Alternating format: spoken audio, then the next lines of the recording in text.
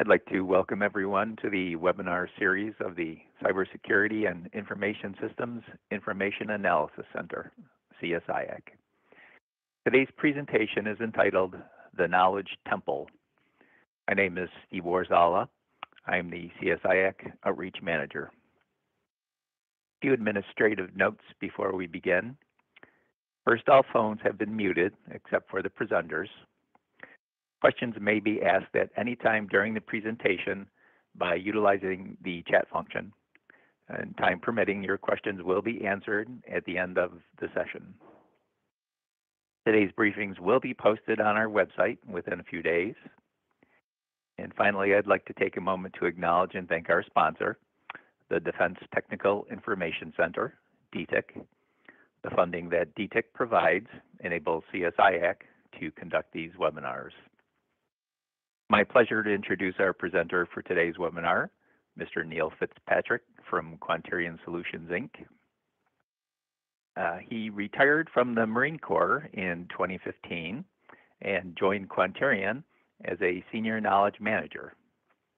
In his present capacity with QSI, Neil has managed various software development efforts, identified and documented requirements, drafted knowledge management policies and change management plans, analyzed hundreds of organizational processes, and interacted with key leaders to support the data to decision cycle. In addition to knowledge management, Neil also provides support to CSIAC in the modeling and simulation, cybersecurity, and software engineering technical domains. Good afternoon, Neil. The floor is now yours. Thanks, Steve. I'd really like to acknowledge Steve and John and all the others there at CSIAC for all the back-end work that no one ever sees but is so vital to making this thing happen. I had no idea myself until I became involved at this level. But anyway, welcome everybody. It's my pleasure to be here with you today and to try to deliver some of this information to you. There's also an article that I've written that accompanies this presentation that will be posted on the website for this webinar. If it's not already there, it will be shortly. And I don't know if it's possible for everyone, because I know that some of you are on via just a telephone, but if you could just go to the attendee chat area and drop your name and your location. And I just sort of like to see from the different locations everybody's coming in from. Okay, just to orient you very quickly and briefly about my background, I'd like to take a few minutes to do that. I started off in my educational world at Texas A&M University in College Station, Texas. I studied architectural design, and it was the actual name of the degree was environmental design. And the concept was that we looked at the entire environment around the building, not just the building, but everything. Later on, I came into the Marine Corps, changed career fields. I've worked in intelligence. I worked in communications, which had to do with specifics of network communications via computer networks and telephones, radios, all of those different aspects. Later, I even received a different military occupational specialty in modeling and simulation. But one of the things that I started to understand or wonder about really later in my career was I had been developing these networks and putting in the pipes for communication, but I didn't really understand the best way for that communication to take place. So I became enamored and interested in information and knowledge management. And that's where I've really attempted to focus my efforts and my training after the Marine Corps, towards the end of the career, but really here after the Marine Corps as well. So I hope that the presentation today will be entertaining for you. There's going to be no test at the end, so don't be trying to furiously scribble notes or anything.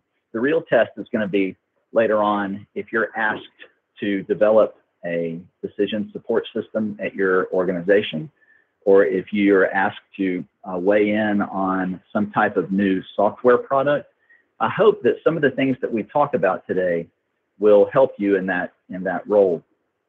So without further ado, let's get into this. The knowledge temple is really one big analogy, one allegory, so that you can sort of think about this temple and the construction of a building relative to the design and development of a decision support system or a knowledge management system of some flavor. My intent is to really help you have some kind of structure to hang these different pieces and parts on as you begin to do this yourself. So I'll start talking about the construction of the temple from scratch here. Really, I want to start with something even more basic. Before you can ever begin construction, you have to have a design in place. The Greek letter phi, and I have grown up pronouncing it phi, but phi is a ratio that is very ancient. Its origins are really somewhat unknown, but some people believe that the Egyptians and the Babylonians used this ratio in the construction of pyramids, ziggurats, and some of the other official buildings that they took on in the ancient times. But phi wasn't really documented in its present form until about 450 BC by a Greek philosopher, Greek sculptor, and mathematician named Phidias. He documented this because it had been around so long and had been understood because it was observable in nature. This is called, phi is called a magic number. It is also the number that makes up the golden mean, the golden section, or the golden triangle, the golden ratio. This number occurs so often in nature that these folks recognized it and couldn't avoid it. You'll notice it now. This ratio is seen in musical scales, the petals of a flower, how they develop. If you examine the spiral of a hurricane or the spiral of a galaxy, when you're looking out into space, you see this number. The development of the nautilus shell, and even some of the proportions within our own bodies are represented by this ratio. It's really fascinating if you do any more research about this. Leonardo da Vinci used this ratio in some of the designs that he developed in terms of alcoves and hallways, entryways, and even in some of his paintings. There was another architect in the early modern period in the early 1900s named Le Corbusier, famous modernist, French. He's really, I think, from Switzerland, but he did a lot of work in France. And the building on the screen at the bottom right-hand corner is called, and my best French ever, Unité de Habitation. It's in Marseille, France.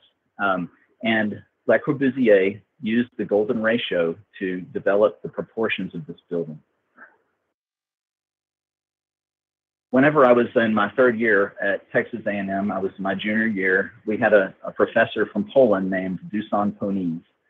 He had us, the entire class, design all of our buildings and our design projects for that entire semester based on one single module.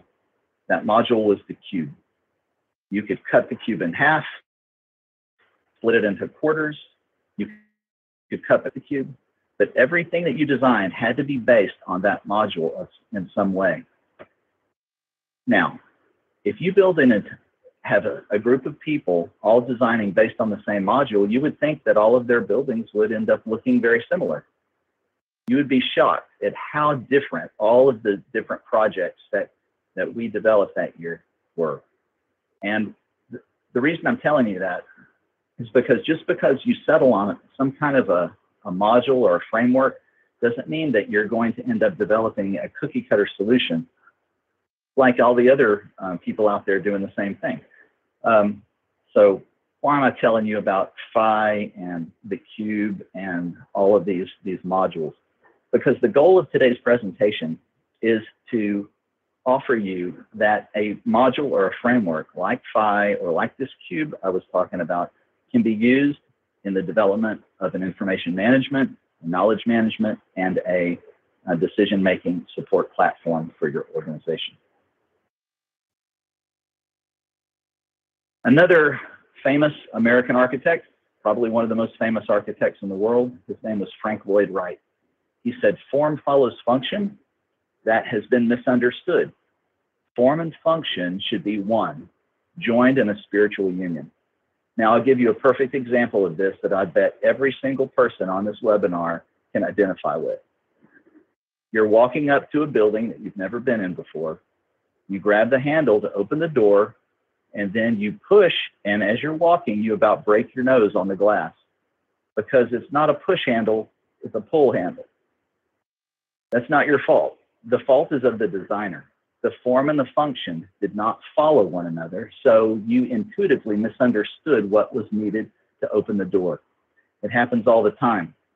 And what we want to avoid is when we're developing systems and we're developing policies and procedures that govern information and knowledge management, we want to avoid those kinds of mismatches where people see something, they think they need to do one thing, but in reality, they need to do something else to make it function properly.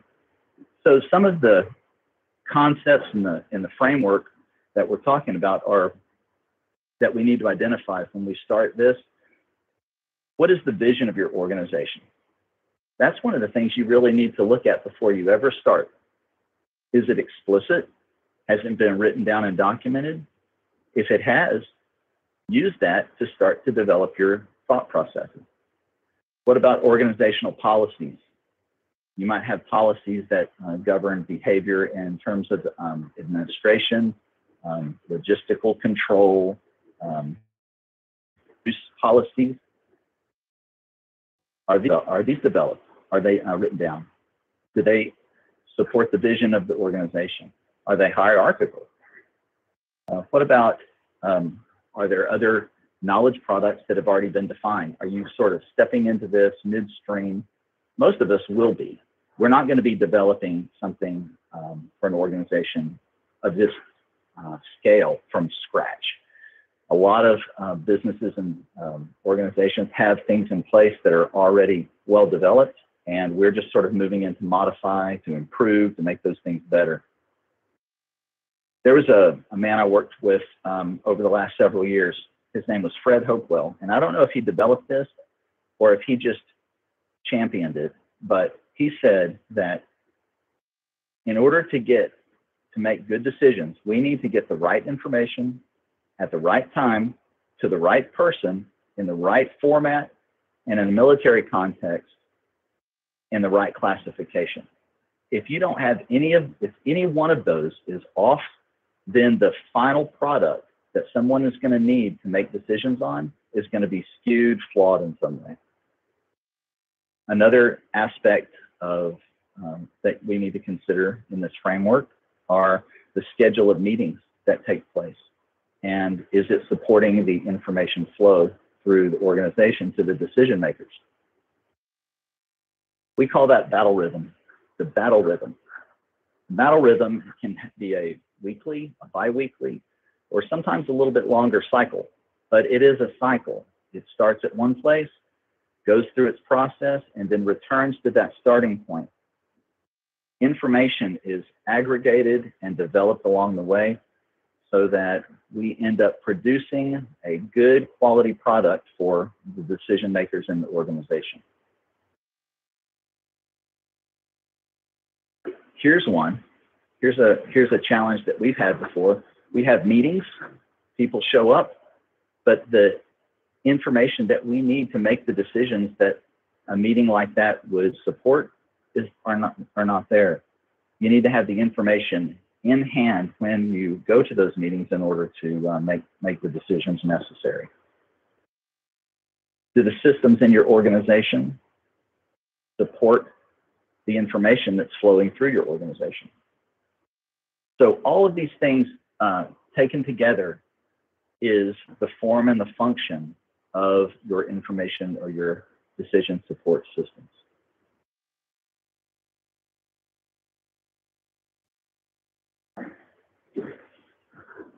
Your goal in developing such a system is to have no waste, no spare parts. Now, this is the ultimate goal that will probably never be achieved, but there are times when there are parts that are missing. You might have an organization that needs a subset, a section within your organization that needs a particular flavor of information that they can't get. Well, that's because the data in the world is not being aggregated and tightened up so that they can get what they need. So there's a missing piece. If you look at this mousetrap on your screen, it is irreducibly complex. In other words, every single physical part of that mousetrap must be there for it to function. You take any one part away, and the mousetrap cannot perform its intended use. Now, these mousetraps are important where I live, especially when it starts getting cold and rainy, because we have quite a flow of those little rodents through our areas. We want these things to work properly. As we transition to the next slide, think about this irreducible complexity with regards to this temple. What would happen if any one of these pieces did not exist? You would have a substandard temple that probably wouldn't stand up for very long. Let's run through these real quick. The foundation, absolutely essential. If you don't have the foundation, what are your columns going to stand on except the ground? And why don't you just set the columns straight on the ground? If you set these columns straight on the ground, you're going to be subject to erosion, shifting soils, different soil types. They're not going to be in the same place 5 years from now as they are if they were sitting on a foundation. The columns themselves. Columns are a great analogy because think of those as the silos of information within your organization. And silos have always sort of had a negative connotation, but I don't want you to think about that like that here. Think about it in terms of the different sections within your organization. Think about administration, logistics, cybersecurity, intelligence, or business analytics. Whatever the different sections are within your company, consider those the columns. The entablature is that section above the columns that really tie all of the columns together on the top, like the foundation ties them together on the bottom. The pediment is above that, and that's really what gives your roof its support structure. Think about the rafters in a house. And then finally, the pinnacle, the very tip top. Without that pinnacle, if it wasn't covered and addressed, the structure cannot be waterproof. It would not function as a temple was intended to function. Now, some people might say that, we shouldn't imply that a system should have no redundancy. It does need redundancy, but we need to be aware of that, and we need to be cognizant of the fact that there are times when you might want to have a little bit of extra capacity, but be mindful that too much capacity is waste.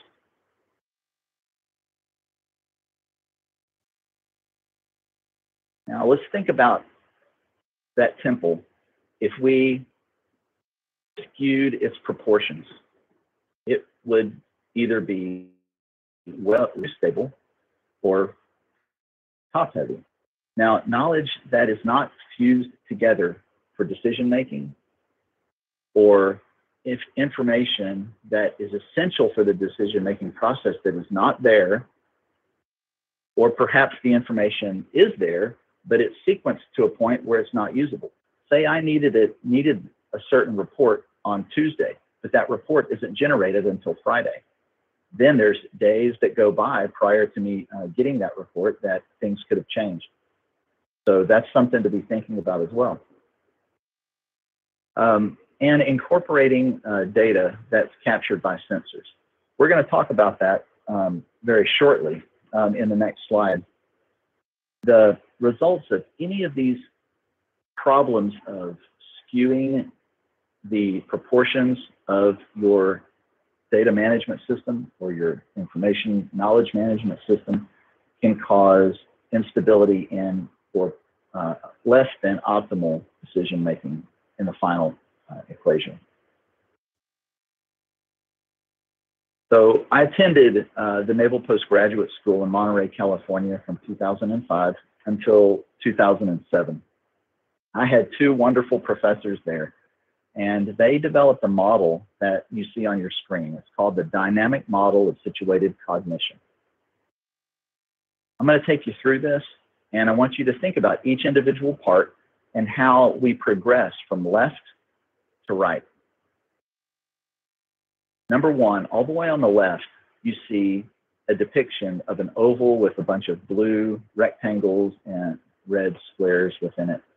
That's symbolic of all the data that is out there in the environment, raw, unprocessed data. Now, the sensors that you have to collect that data don't capture every single data point in the world. It's impossible. So what they do is they capture a subset. So right away, we need to think about, are those sensors capturing the data points that we need? If they're not, already you have missing information that is going to be ultimately necessary for your senior people in your organization to make decisions based on. So the next oval to the right are the data that's detected by sensors. And then further to the right, the third oval is even a smaller subset, which is the data that the sensors have collected that can be displayed. Now, have you ever tried to look at a spreadsheet that had thousands of rows and hundreds of columns? You can't make sense of all that. There's got to be something that brings that and culminates all of those data points, those samples, those entries, into a format that a human can understand. And so more data is lost at that point. Now, as long as you're losing those data points that are unnecessary or not needed, that's okay.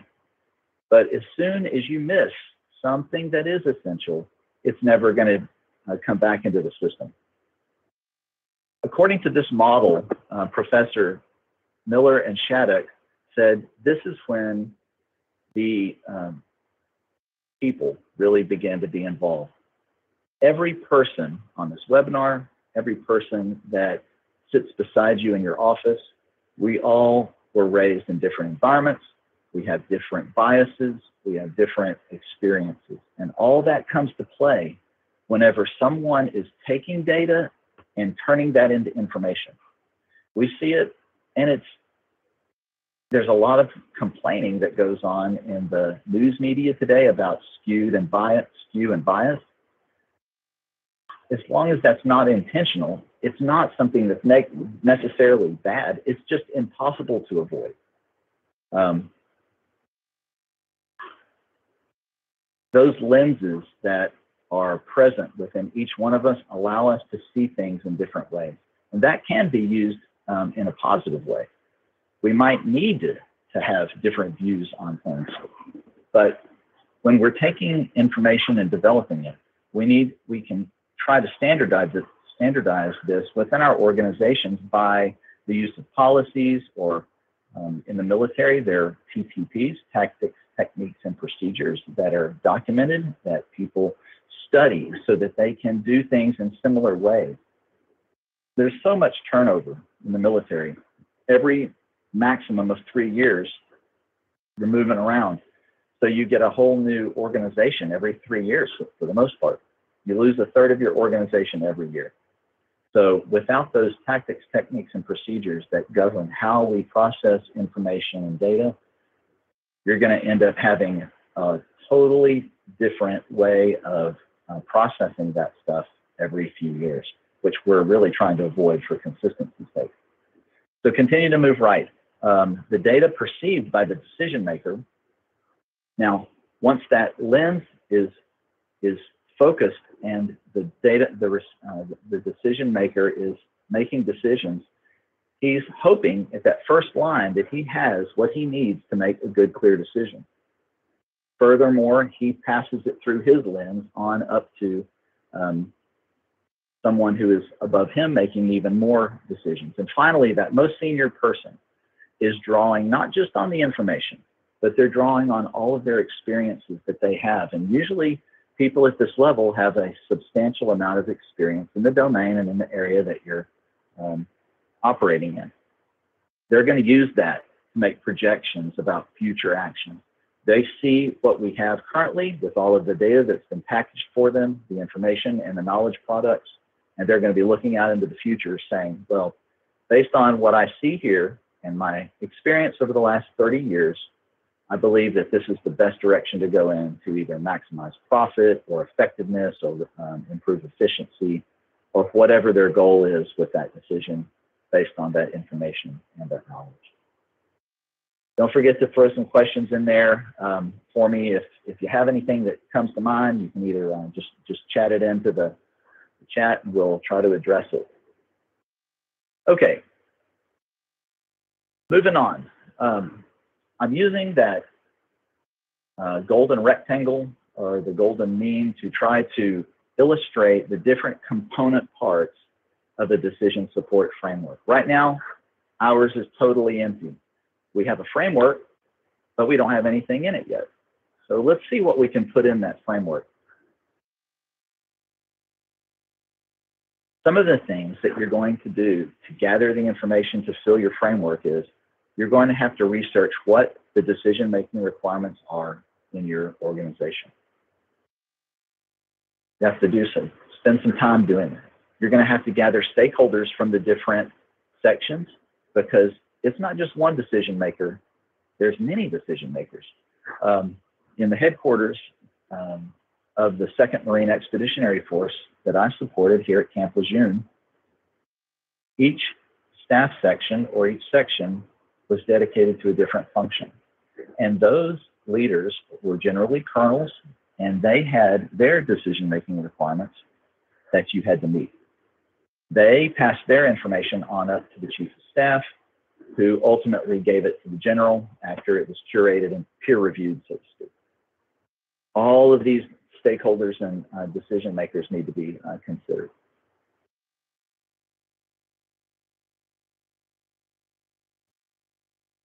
The first line or first box that we're going to fill once we have our framework in place is the data management system.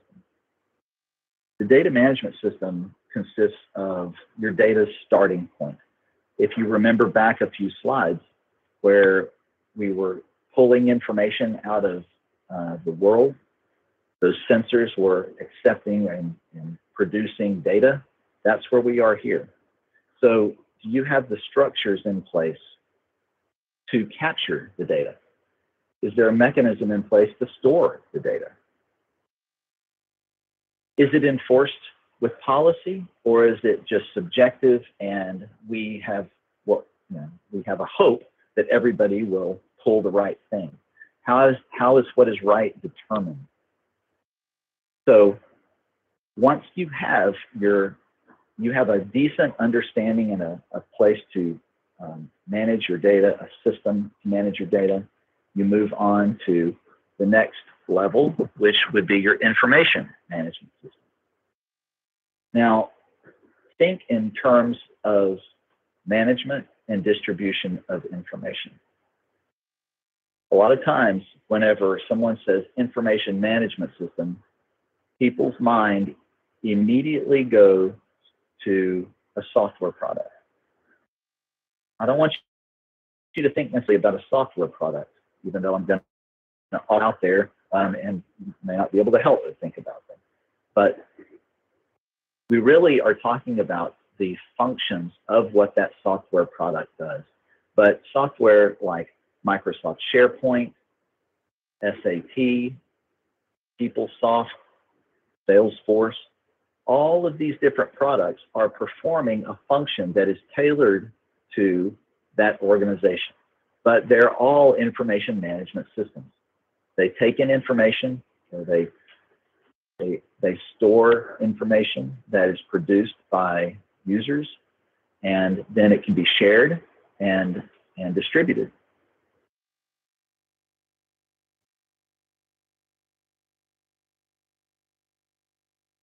Your knowledge management system is not necessarily another software product.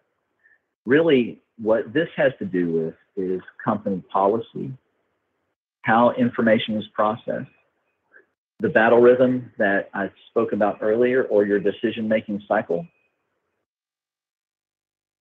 Is it time sequenced? Is the information that you're developing into knowledge, it may not be able to become knowledge if it's not sequenced properly. And finally, templates and formats. Think about you as a consumer of information.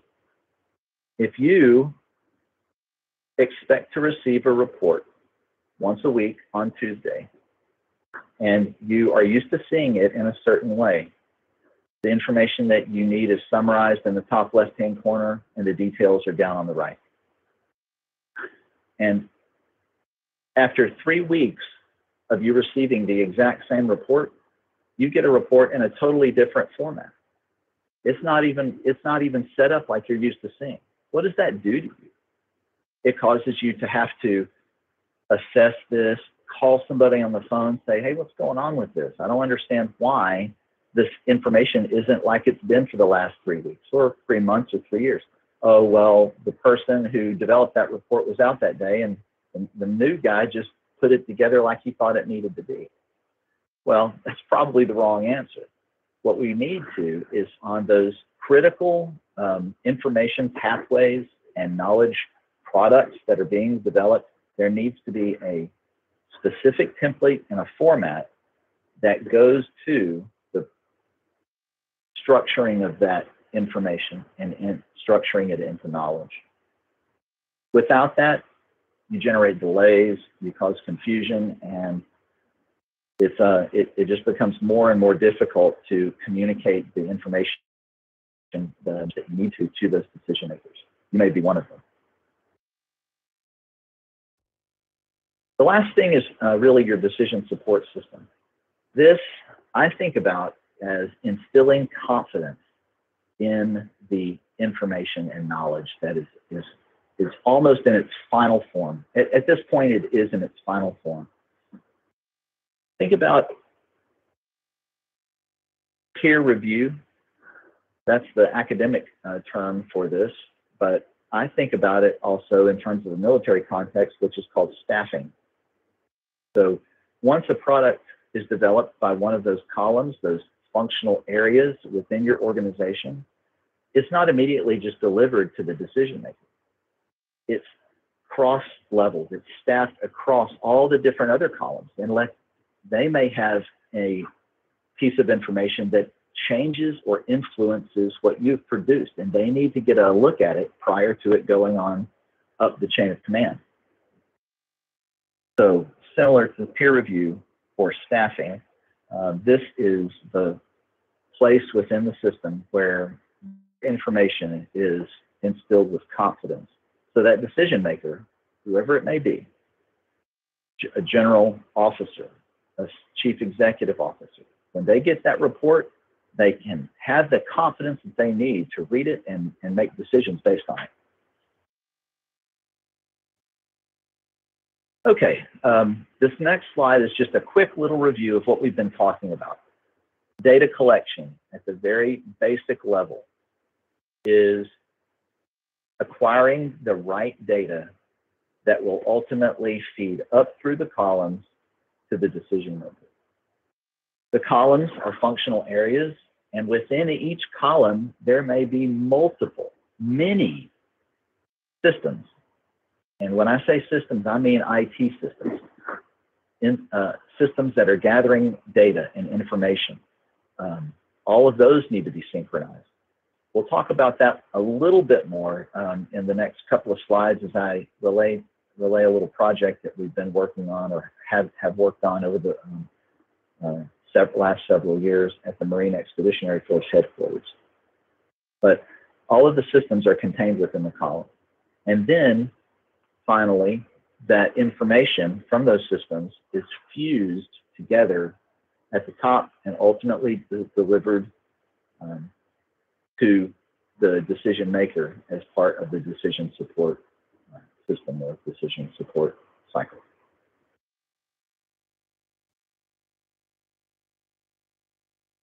This slide continues with the analogy and shows you the different players involved. It sort of helps tie it to people, the functions to people.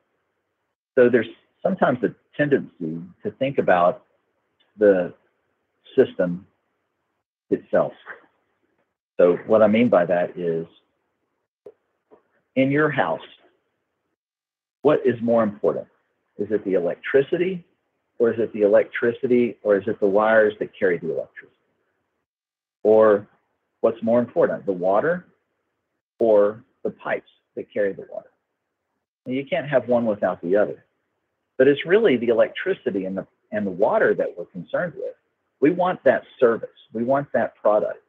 We don't really care too much about how it's developed.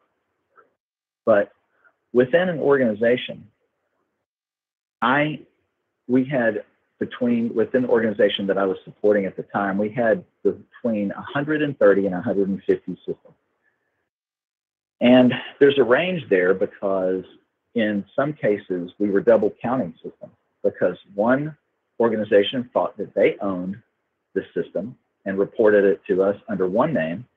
And when we got to another part of the organization, they thought they owned that same system and reported it to us with another name. So we were double counting. But whenever you look into the systems of an organization, you really need to consider several things. You need to consider who's responsible for each system, who controls access to those systems. Is there one person or one section that's responsible for patching and securing those systems? Or is it distributed out to quite a few organizations, whoever believes that they have functional control of that? How is the information gathered, and how is it transitioned from the system up through the chain? Do the users of the system trust that system to give them what they need? And what about the leaders? Do the leaders trust the system to provide what they need?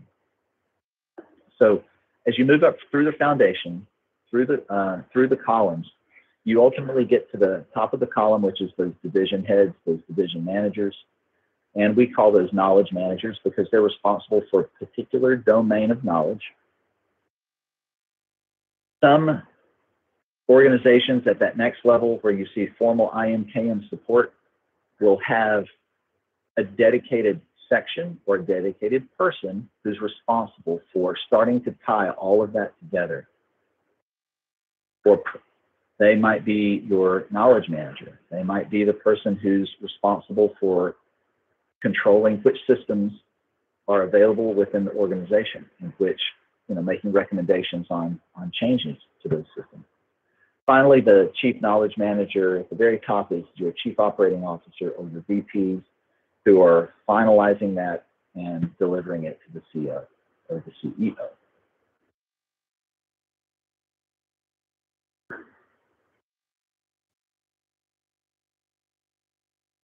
Now, I'm not going to talk about this one in too much detail because we're starting to get a little short on time, and I want to leave some time for questions. But we're at the next to the last slide here. The IT systems are all in support of decision making on the right, but you can't have just a bunch of systems that are out there doing their thing without them being controlled by organizational policies and processes.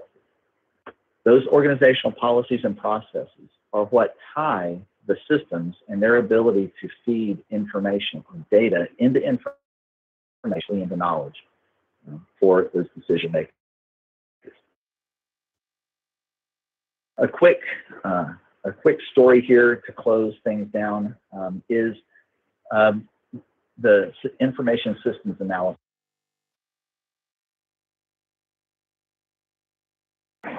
Sorry, hope y'all didn't hear that phone ringing. But We started this information systems analysis back in 2013, and we've been updating it at the Marine Expeditionary Force headquarters periodically ever since. The most recent one was done back in February of 2018. If you look to the left on the chart on the left, it's sort of behind the one in the center, it's blue and orange. That is a compilation of the 2013 information systems analysis and the 2018 information systems. We looked at those in terms of duplications, and we found that we had the majority of the systems were the same. So those were the duplications. The orange ones were new. Either the system existed in 2013 and then no longer existed in 2018 for some reason, or it was in 2018 and was added at that point or sometime between 2013.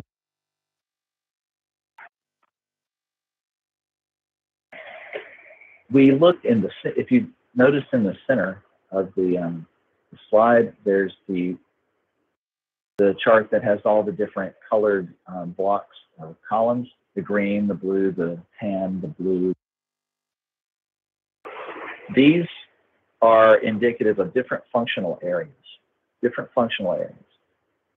They are the logistics. They correspond to military personnel or civilian personnel, intelligence, medical, and each column is a series of systems. On the left-hand side, those green systems, there's 23 or 24 systems there. Those are all IT systems within a section that have to be used, maintained, trained to, and have their information organized before it can leave the section to go up for decision making. That's a lot of systems. Some of the things that we looked at were, how many total systems do we have? Is there the possibility of reducing those systems? Sometimes there's not. Sometimes you have what you have and you can't control it. In some of these large organizations, like the one that I was supporting, you just can't say, we don't like that system, we're not going to use it anymore, new one. Systems are fed to you by the program office, so you basically use what you have. But there may be, and this is not unusual, for them to be several systems that do the exact same thing, or something so similar that you don't really need 4 systems that do that. You only need 1. And so generally what happens, people start migrating and just using 1. The right-hand spreadsheet was the long, skinny one on the right-hand side of the screen was a training analysis for each of the systems. We looked at the systems in terms of complexity and to determine if the systems had training that was already available and free within the military system. We might just have to travel to Norfolk, Virginia, or some other location on the East Coast to receive that training. And it was free because it was already being provided. Or if it was a system that was civilian, it was a civilian purchase, and they offered training, and it ran into the thousands or tens of thousands of dollars to receive training on these things. So as you start to look at the number of systems and the potential for expense, that has major budgetary impacts. So that was another factor that we examined and provided leadership, because they were very concerned about their budget.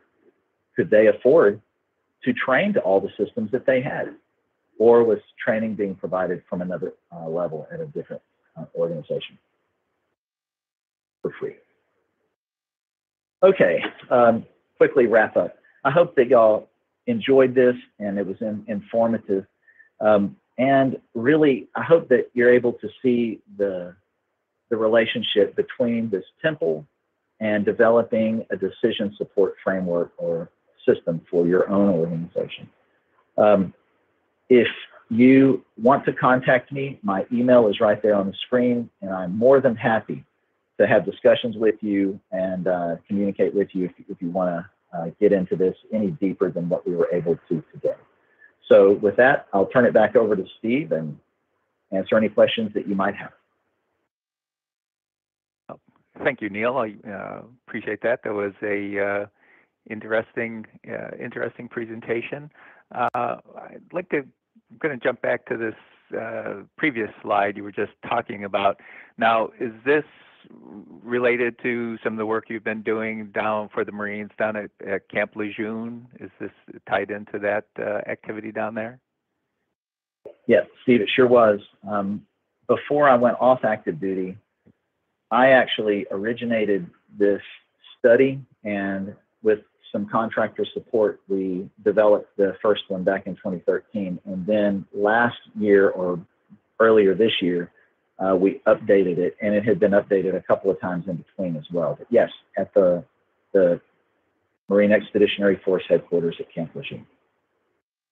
Okay, so now have you actually developed a decision support system for that organization? And can you give us an idea, like the size of that organization? Oh, sure. So just the headquarters itself is about 350 personnel, and they're a mix of Marines, soldiers, naval personnel, contractors, and government civilians. But the organization, that headquarters, really is in support of about a 30,000 person series of units that encompass this whole region. So approximately 350 people about. Okay. And so could you give us a rough ballpark estimate of how long it took to develop this, or it would in general take to develop a decision support framework for an organization? Oh yeah. So to do this, coming in and doing something like this from scratch, and I'm not just talking about this analysis, the systems analysis here, but we're talking about an analysis of the entire decision support framework and the processes involved. You're talking about a long time. It's probably many months, if not multiple years, to get something like this developed. And that may depend to some degree on the number of personnel you have available, that you can fan out and capture all of the different decision-making processes within each silo or within each column. But this particular information systems analysis, it alone, I just went on mute. It alone took about 4 months just to do the information systems analysis. Oh, okay.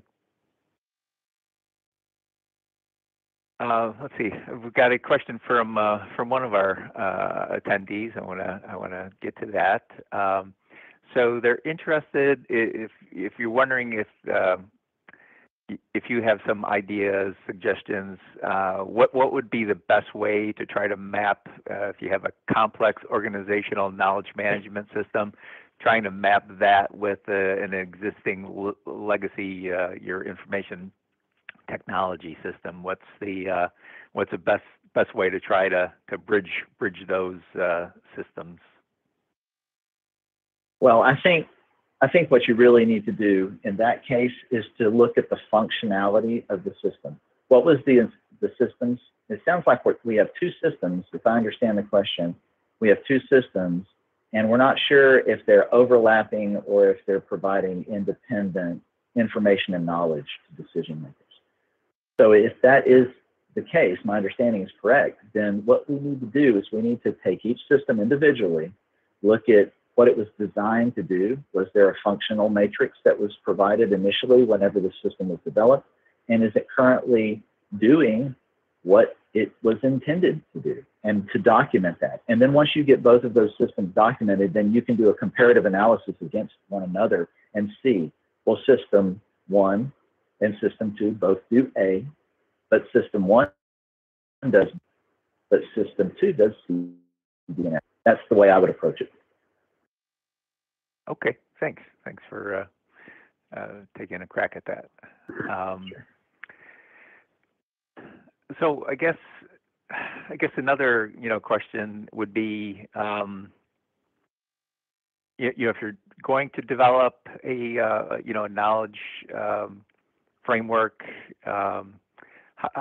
the process of trying to get that initiated, is that like a project that you try to sell to your leadership, and would it have kind of a specific beginning and a target end date, or are you looking more at a kind of an evolutionary activity that's going to grow but kind of goes on in almost indefinitely?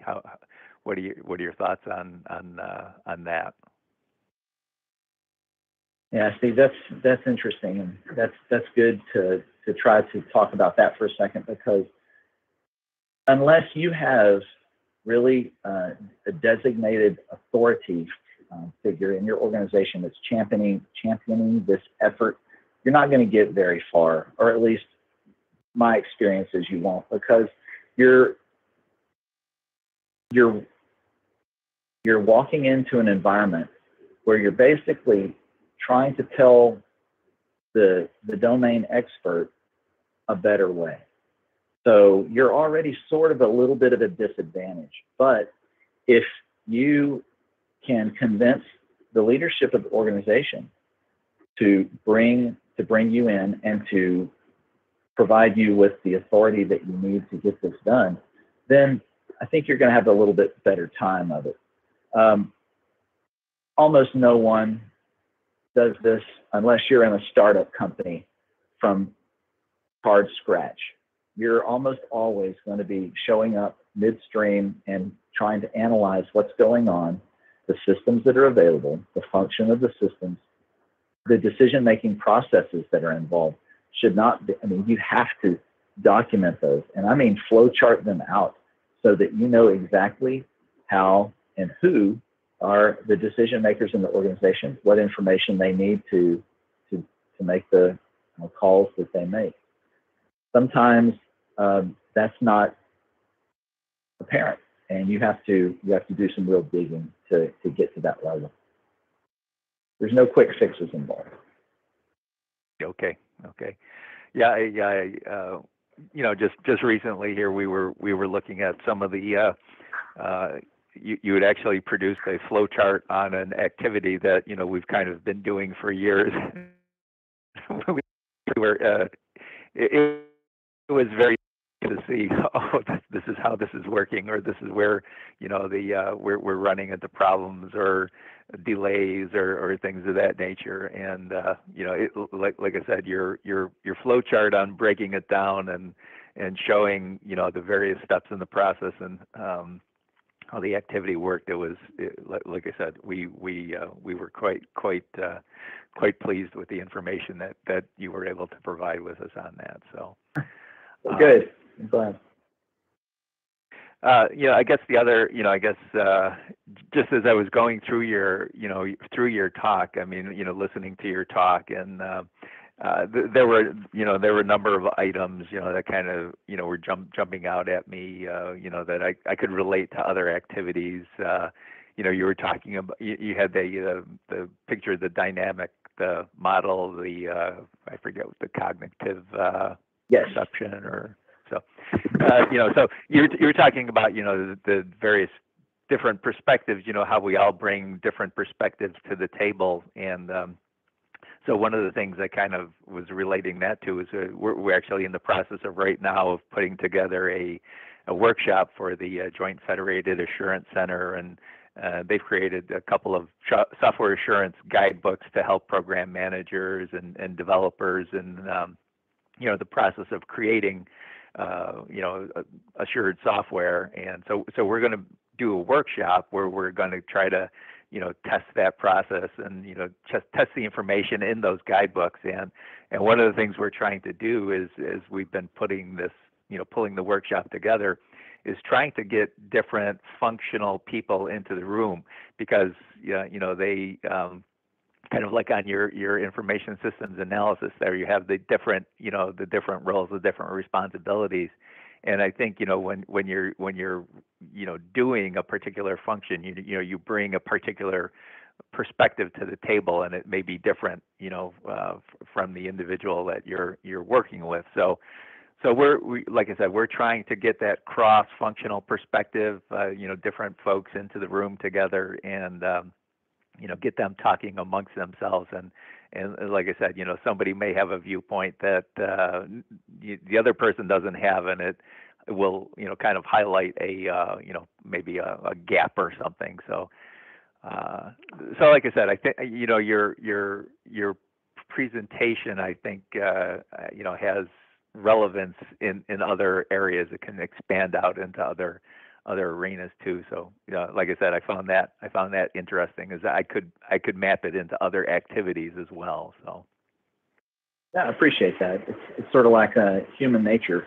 A lot of things change in terms of technology, but people don't so much. You still have to end up addressing some of the same issues year after year, because people are people. Right. Okay. Well, we're right about the end of the time. I think we've answered. You've answered a number of questions, and if folks have questions after the fact, you can send them here to info@csiac.org, and we can always get in touch with Neil and have him answer the questions, and we can get them posted up on our knowledge management technology forum. And so I'd just like to thank Neil.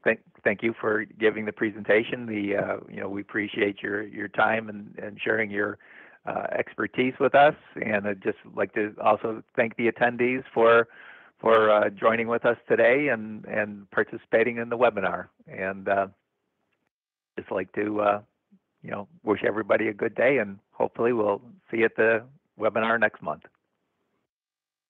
Thanks, Steve. Okay, thanks. Bye-bye. Bye-bye.